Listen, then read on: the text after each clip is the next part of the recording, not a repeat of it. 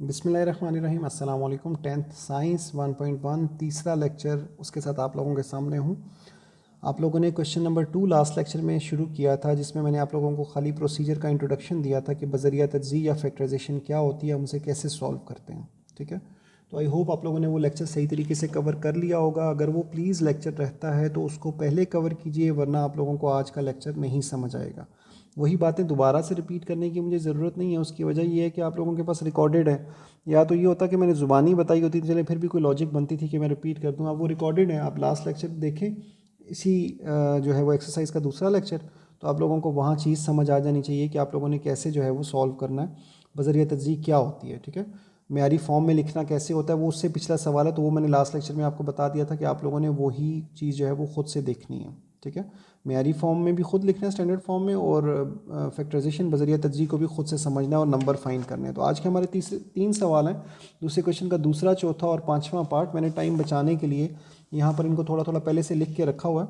चौथे पार्ट की ये रकम है, मैंने इसमें सिर्फ स्टैंडर्ड फॉर्म एक स्टेप में बताई है कि 152 इधर आकर माइनस हो जाएगा इक्वल टू 0। ठीक है, तो ये आपकी स्टैंडर्ड फॉर्म बन गई। अब मैं एक ज़ुबानी समझा देता हूँ कि हमें ऐसे दो नंबर चाहिए जिन्हें माइनस करके 11 आए और मल्टीप्लाई करने से 152 आए। माइनस करके 11 और मल्टीप्लाई करके 152। याद रखिएगा यहाँ 1 लिखा हुआ है, इसलिए मैं 152 को ही डायरेक्ट कह रहा हूँ। ठीक है, तो इस शर्त पे कौन से नंबर पूरे उतरते हैं ये बेसिकली आप लोगों ने देखने हैं। ठीक है, कि ऐसे दो नंबर वो कौन से हैं जिनको माइनस करने से 11 आता है और मल्टीप्लाई करने से 152 आता है। अगर मैं अपनी मेमोरी दोहराऊँ तो आई थिंक 17 और 11 थे वो शायद दो नंबर जिनको मल्टीप्लाई करने से, नहीं सॉरी मैं गलत बोला मैंने, 19 और 8 है, 19 एंड 8। बार वो प्लीज़ आप चेक कीजिएगा कि क्या 19 और 8 आते हैं या नहीं। उसके बाद आप क्वेश्चन सॉल्व कैसे करेंगे वो आज हमने देखना है। ठीक है, यहाँ से आगे कैसे सॉल्व होगा वो अभी हम यहाँ से शुरू करेंगे।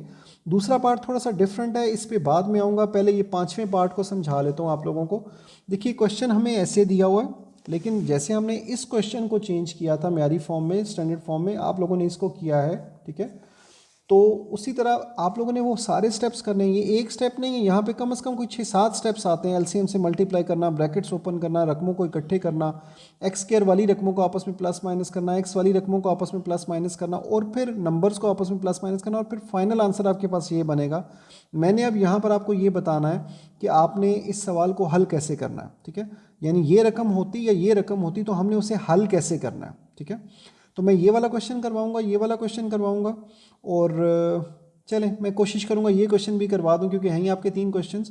तो प्रोसीजर मैं पहले बता चुका हूँ, नंबर्स कैसे निकालने हैं वो भी मैं पहले बता चुका हूँ, म्यारी फॉर्म में कैसे लिखना है वो पहला लेक्चर हो चुका, फैक्टराइजेशन में नंबर्स कैसे निकालने हैं वो दूसरा लेक्चर हो चुका। तीसरे लेक्चर में अब मैंने सिर्फ ये सोल्यूशन बताना है। ठीक हो गया बच्चों? तो देखिए मुझे वो जुमला पढ़ रहा हूँ दूसरे लेक्चर की बेस पर कि ऐसे दो नंबर जिन्हें माइनस करके 1 आए और मल्टीप्लाई करके 12 आए। माइनस करके 1 और मल्टीप्लाई करके 12, तो मैंने ये खाली जगह मेरे पास थी, मैं यहाँ लिख रहा हूँ। मुझे माइनस करके चाहिए 12 और मल्टीप्लाई करके चाहिए 1। ठीक है, ये नंबर जिस तरह यही मैंने आपको पिछले लेक्चर में समझाया हुआ है, प्लीज़ इसके मुताबिक इस रकम को देख लीजिए। मुझे ऐसे दो नंबर चाहिए जिन्हें माइनस करके 1 आए और मल्टीप्लाई करने से 12 आए। तो बड़ा सीधा सा 4 और 3 आ जाता है, पर चलिए हम लिख के देखते हैं। 12 को 1 से मल्टीप्लाई करें तो 12 तो आ जाता है, लेकिन माइनस करके जो है वो 1 नहीं आता। 6 को 2 से मल्टीप्लाई करें तो 12 तो आ जाता है, लेकिन माइनस करके 1 नहीं आता। 4 को 3 से मल्टीप्लाई करें तो इन्हें मल्टीप्लाई करके 12 भी आ जाता है और माइनस करने से 1 भी आ जाता है। ठीक है, तो ये हमारे दो नंबर हैं इस सवाल में जो हमें चाहिए थे, तो ये मैंने निकाल लिए। अब यहाँ मैं पुट करने लगा हूँ, प्लीज़ गौर से समझिएगा। यहाँ लिखा हुआ था x से पहले 1 लिखा हुआ था, x से पहले यहाँ 1 लिखा हुआ था, तो 1 को अगर मैं हटाऊँ तो मैं उसकी जगह लिख सकता हूँ 4 - 3। याद रखिएगा ऐसे दो नंबर जिन्हें माइनस करके 1 आए, तो इसलिए 4 - 3 माइनस करके 1 चाहिए। ठीक है, तो ये मैंने अपने पास से लिखे हैं बेशक, लेकिन 1 की रिप्लेसमेंट ही है। यहाँ पर ऐसा नहीं हो सकता यहाँ 1 लिखा और यहाँ मैं लिख दूँ 4 - 2 विच इज़ इक्वल टू 2, और वो 2 1 के इक्वल नहीं हो सकता। ठीक है, अब अगले स्टेप में मैं यहाँ ब्रैकेट ओपन करने लगा हूँ, ये +4x और ये -3x। अगर यहाँ माइनस होता तो ये साइंस भी बदलते, -12 इज इक्वल टू 0। ठीक हो गया बच्चों? अब पहली दो वैल्यूज़ में से हमने कॉमन लेना है। एक्स स्क्वायर और एक्स अगर हो तो हमेशा छोटी पावर कॉमन निकलती है। एक्स स्क्वायर में से एक्स निकल गया तो बाकी एक एक्स बच गया, और 4x में से x निकल गया तो बाकी 4 बच गया। नंबर्स का कॉमन लेने का तरीकाकार ये होता है कि अगर वो नंबर दोनों को डिवाइड करता हो, जैसे देखिए 3 1 3 3 4 12, तो हम उस नंबर को कॉमन ले सकते हैं। लेकिन जैसे यहाँ मैंने मेंशन किया था कि अगर माइनस साइन आता तो ये साइन चेंज होते, तो यहाँ नोट कीजिए कि ये माइनस साइन है तो जब ब्रैकेट डल रही है तो अब भी साइन चेंज होंगे। ये -3x था, 3 तो बाहर निकल गया, इस माइनस को कॉमन लेने की वजह से ये माइनस प्लस हो गया, शुरू में प्लस लिखने की ज़रूरत नहीं है तो बाकी खाली x बच गया। इसी तरह ये माइनस भी माइनस कॉमन लेने की वजह से प्लस हो गया और 3 4s are 12, आपके पास x + 4 बच गया। याद रखिएगा इसको देख कर नहीं लिखना, लेकिन ये 100% दोनों अंदर वाली वैल्यू सेम आनी चाहिए, तभी आपका क्वेश्चन जो है वो सही बनता है। ठीक है, तो यहाँ से आ गया x + 4 और यहाँ से जो बचता है वो है x - 3 = 0।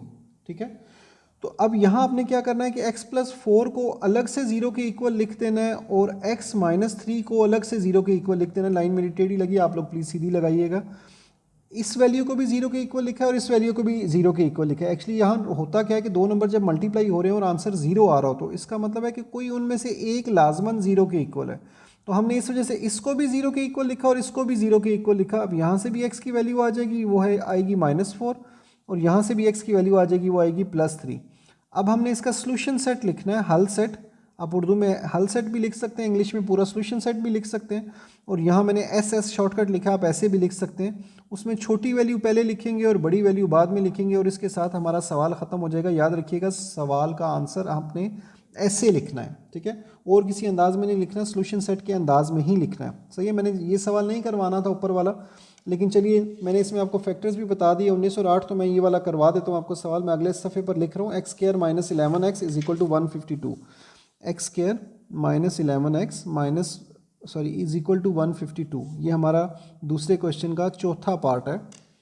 x² - 11x = 152, हाँ जी यही है। ठीक है, अच्छा अब सबसे पहले तो इसे स्टैंडर्ड फॉर्म में लिखना है। तो ax² वाली रकम है, bx वाली रकम भी है, c की रकम को इधर लाएंगे तो इधर आकर माइनस हो गया, इधर प्लस था, उधर 0 बच गया। ये स्टैंडर्ड फॉर्म में लिखने गई। अब वो दो जुमले पढ़ रहा हूँ जो उर्दू में आप लोगों को लिखवाए हुए हैं। We need such two numbers जिन्हें सब्ट्रैक्ट करने से 11 आए और मल्टीप्लाई करने से 152 आए। ठीक है, जिन्हें माइनस करने से 11 आए और ज़रब देने से 152 आए। माइनस करने से 11 और ज़रब देने से 152। मैं आपको बता चुका हूँ कि 19 और 8 होंगे। आप लोग इस तरीके से करके, यानी 152 को 1 से मल्टीप्लाई करें, ठीक है, 2 को 76 से मल्टीप्लाई करें, इस तरह आप करते जाएंगे और जहाँ आपको पेयर मिलेगा याद रखिएगा ये पेयर आना चाहिए 19 और 8। ठीक है, ये रफ ही काम चल रहा है, सही है। अच्छा वापस आ जाएं सवाल की तरफ। तो 19 और 8 जो आया है वो आपने क्या करना है, ये 11 हटा देना। जैसे पिछले सवाल में 1 को हटाया था, उसकी जगह 4 - 3 लिखा था, तो 11 हटाकर इसकी जगह आपने लिख दिया 19 और 8 माइनस हो रहे हैं, क्योंकि 19 में से 8 जाए तो बाकी 11 ही बचता है। ठीक है, अब यहाँ ब्रैकेट के बाहर माइनस लिखा हुआ है, तो याद रखिएगा -19 के साथ आएगा तो प्लस को माइनस कर देगा, -8 के साथ जब माइनस आएगा तो उसे +8 कर देगा, और ये वाला x इसके साथ भी आएगा और ये वाला x इसके साथ भी आएगा। -152 = 0। ठीक हो गया बच्चों। अब पहली दो वैल्यूज़ में से अलग कॉमन, तीसरी चौथी वैल्यू में से अलग कॉमन। यही रूल हमने पिछले क्वेश्चन में भी फॉलो किया था। x के और x में से x कॉमन आ जाएगा, छोटी पावर हमेशा कॉमन आती है।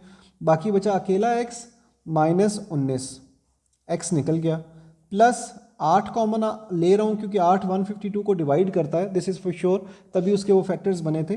x तो है नहीं दोनों में जो मैं कॉमन ले सकूँ, हाँ अलबत्ता कुछ ना कॉमन होता तो मैं 1 लिख देता यहाँ पे। इस दफ़ा प्लस है तो साइन तो कोई नहीं चेंज होगा, 8 कॉमन निकला तो x बचा, वो प्लस का ही रहा, माइनस माइनस ही रहेगा। और 152 को आप 8 पे डिवाइड करके चेक कर लीजिए, यू विल गेट 19, आपको 19 आंसर आएगा, तो वो 19 मैंने लिख दिया। अब अंदर वाली वैल्यूज़ अगर आप देखेंगे तो x - 19 सेम आया है, वो फिर आपको कॉमन लेना पड़ेगा। बाकी बचेगा यहाँ से x, क्योंकि x - 19 तो कॉमन ले लिया, बाकी बचा x प्लस ये वाला 8, x - 19 तो आपने कॉमन ले लिया = 0। ठीक है, अब यहाँ से x - 19 को वही पिछले सवाल की तरह चल रहे हैं, x - 19 को भी 0 के इक्वल रखेंगे, x + 8 को भी 0 के इक्वल रखेंगे। यहाँ से x - 19 जो है वो उधर जाकर +19 हो जाएगा और +8 जो है वो उधर जाकर -8 हो जाएगा। इसका मतलब है सोल्यूशन सेट जो होगा वो छोटा नंबर पहले, माइनस वाला नंबर छोटा होता है और प्लस वाला नंबर बड़ा। चाहे ये -19 होता तो फिर इसको शुरू में लिखना पड़ता, क्योंकि जितना माइनस में बड़ा नंबर हो बेसिकली वो उतना छोटा हो जाता है। ठीक है, तो प्लीज़ वीडियो को पॉज करके आराम से ये क्वेश्चन नोट कर लीजिए। इसके बाद अब हम लोग चलते हैं, जो हमारा एक पार्ट इस क्वेश्चन का आज के लेसन का अधूरा रह गया था, सेकंड पार्ट, वो यहाँ मैंने थोड़ा सा सॉल्व किया हुआ है, मैं उसको पहले एक्सप्लेन कर देता हूँ।